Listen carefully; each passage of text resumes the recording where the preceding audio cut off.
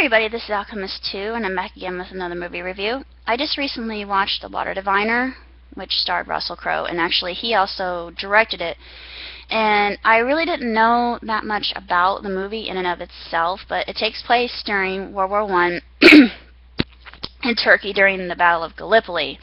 And if you know anything about the Great War, you know it was the war to end all wars, and it's extremely violent, and they don't mince words, and they don't sugarcoat, which I'm very happy that they don't. But akin to the movie The Boy in the Striped Pajamas, which I absolutely adore, but however, it's one of those movies like Lone Survivor that you can only watch one time and, you know, be haunted by it for the rest of your life.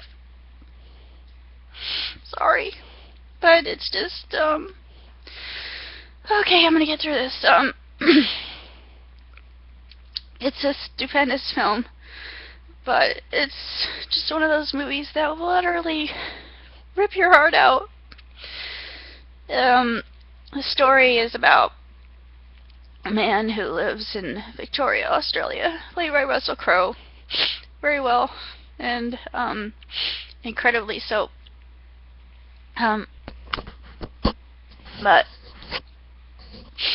his wife accuses him of losing his 3 boys, and she says, well, you can find water perfectly fine, because he's out there and he's witching. And of course I had a neighbor who did that, and my best friend does it, and his father did it before him, and his mother was really good at witching too.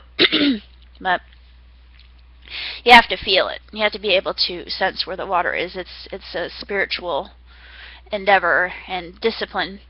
It's just like, I understand this. I know about, I don't witch myself, but I understand feeling something and not being able to explain it in an empirical sense, but it's a spiritual movement, and it's really quite incredible. The movie in and of itself it's really beautiful, and it's wonderfully done, and the cinematography is absolutely stunning. It's just really breathtaking and exceptional in every way, shape, and form.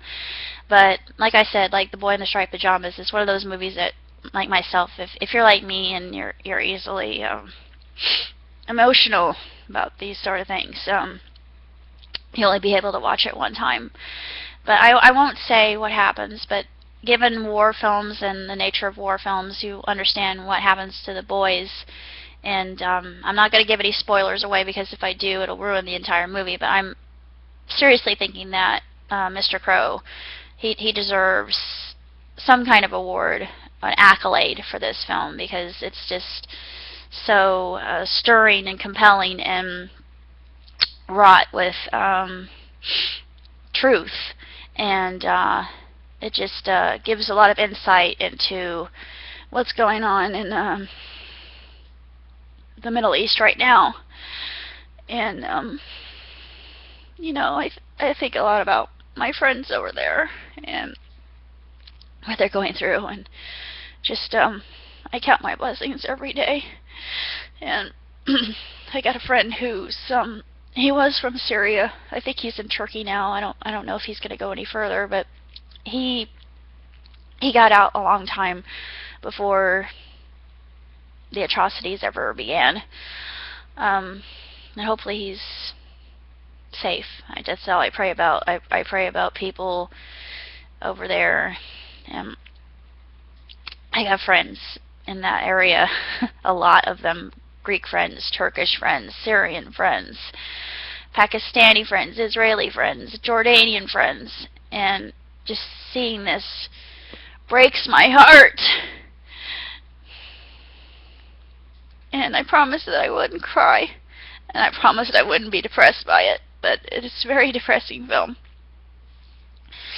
I just gotta know that, you know, you have to go on. You can't really be stricken by something like that. It's something that happened in the past, yet this is something in the present that is ongoing.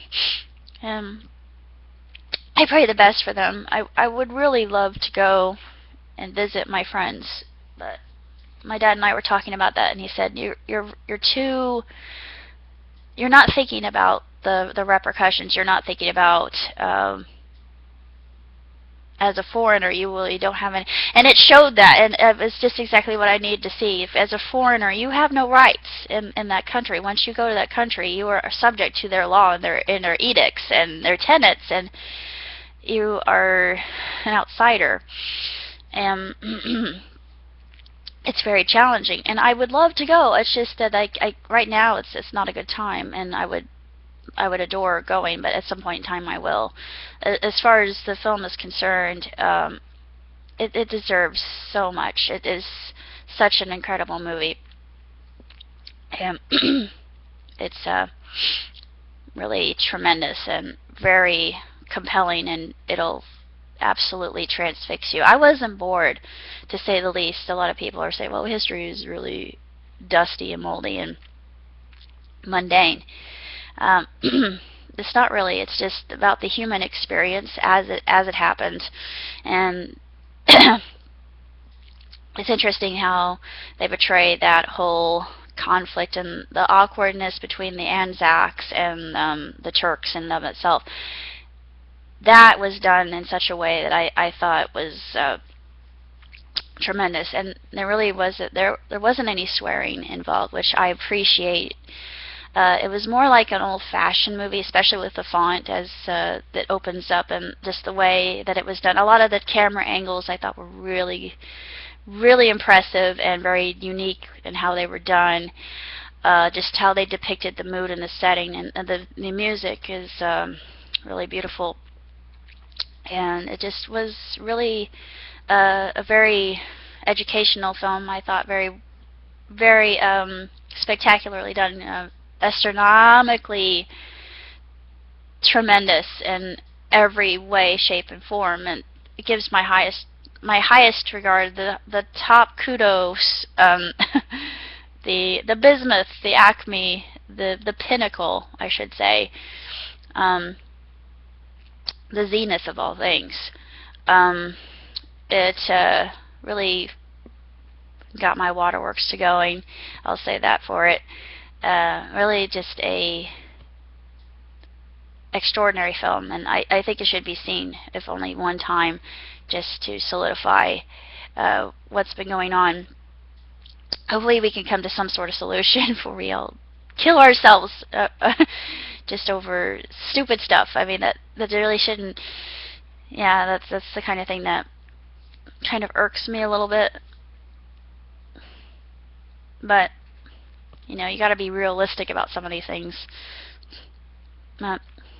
It was very well done, and Russell deserves he deserves an Oscar for this. I don't think he'll get it, unfortunately, but I mean, at least he did something. At least he made a movie doing something he loved, and it shows just his determination, his resolve, his courage. That the whole theme this continues. That's the crux of the entire film, and it's inspirational. But it's hard to watch. It's very difficult to watch. I'll say that right now. It's like Saving Private Ryan, which I've seen many times before, but. I've gotten to the point in my life where I'll see a war film once and I'll say, no, I don't want to watch that ever again, just because I know what happened. I wasn't there. I know what happened, but it was similar. I mentioned this before, reading my uncle's journals, the experience he had on the LST, and it was exactly like the Water Diviner when he reads his boy's journal, and it's covered with blood and everything. And it just had this whole overwhelming sense of, oh my God, it's hell. Yeah, there's no other word for it. It is hell. And I don't have my uncle around because he committed suicide. Well, according to the coroner's note, he committed suicide. I don't think it was suicide, but quinines and alcohol will kill you if consumed in mass. He was crying out for help, and my father thinks the same thing, but it just is so reflective of the time and the PTSD and all that. But different eras. Basically, one of the characters said, you know, it's the same war. It really is, and we're going through that right now. But like I said, and I know I'm on a pedestal, kind of a pulpit here, but I really would love to see an end to that, and perhaps someday we will. And I would love to be a part of that movement.